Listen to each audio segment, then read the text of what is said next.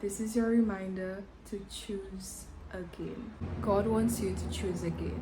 No matter how far you think you've gone from Him, He has always been there and He's always waiting for you to reach out to Him and to choose again. When we look at the story of Samson, we realize that Samson had a great strength, and that strength was rooted in his hair being grown out. He went out and he married Delilah. Samson chose Delilah over what God wanted for him.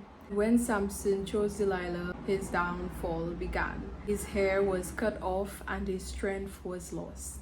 At his lowest moment, Samson chose again. Samson made the decision to go to God, and he allowed God to use him so that God can be victorious in the end. No matter how recent you think that you've sinned, choose again. And if yesterday you were in a heated argument and you said very hurtful things to someone, choose again. Choose the route where you humble yourself, you apologize, and you move on. We are not here on this earth forever. That is one thing as human beings that we all share. We are not immortal. Through Jesus' sacrifice, we can put on immortality in the end and eventually go to heaven. In order to get to that destination, we have to make some choices while we are here alive on earth.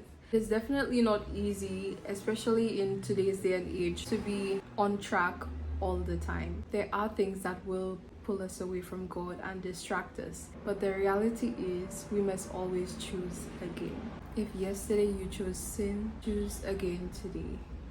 Choose to humble yourself. We're human beings. We will falter.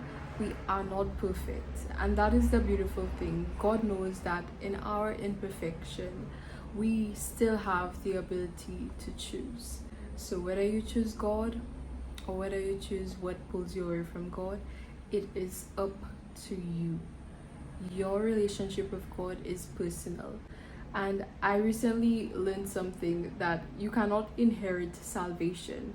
The relationship with God that your parents or your grandparents had, you cannot automatically get a free ticket to heaven. A relationship with God is a personal thing, and it is something that you have to choose over and over, because we will falter. So if you chose sin 6 hours ago, if you chose to do something that hurts someone else, choose again. Be the bigger person. Apologize, communicate, be humble, because at the end of the day, we do not know the time or the hour of our deaths, and that is just the reality of things. Ensure that the mark you leave on this earth is something that is peaceful, impactful, and encouraging. Be an encouragement to those around you. Instead of saying things that are hurtful, try your best to uplift others. Speak life into them.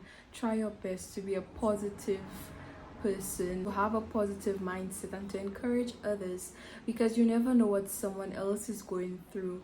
And the choices you make, the words you speak, everything matters at the end of the day. If yesterday you chose to be judgmental, today choose again. And in the end, you will not regret choosing God.